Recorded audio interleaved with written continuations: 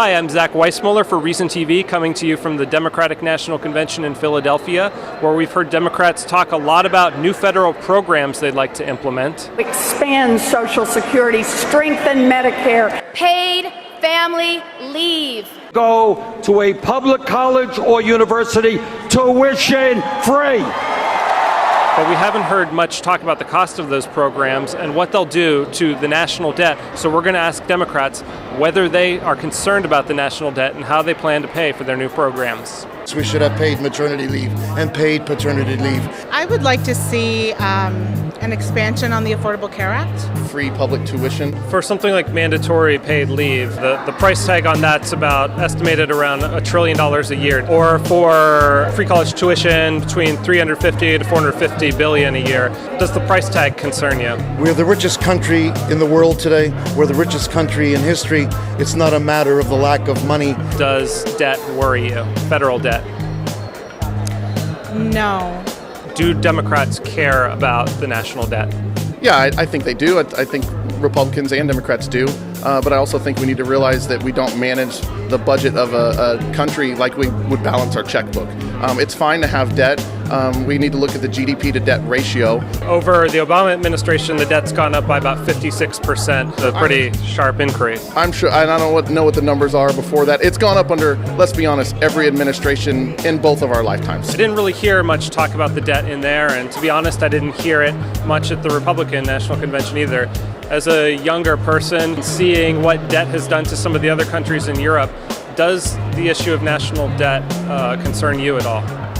I mean, yes. I'm not an econ major, so it's not something I think about all the time. I think we care about what could happen if the debt became completely out of control.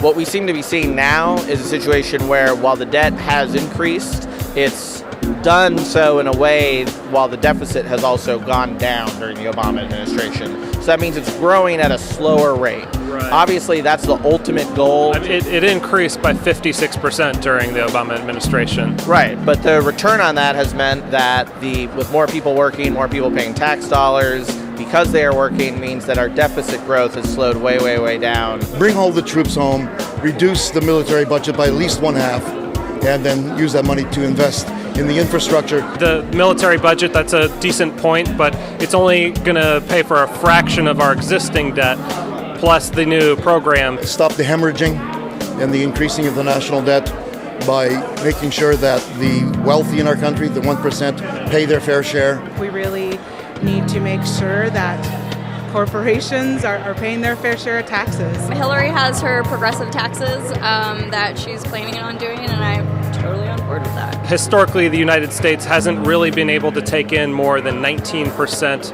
of GDP.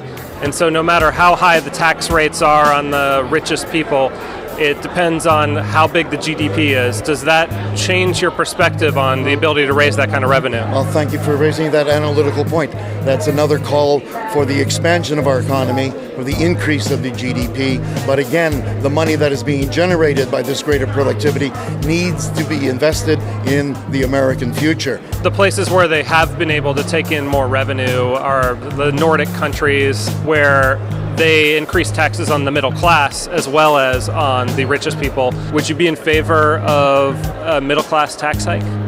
I mean, to an extent. I feel like the middle class is already feeling the pressure as it is.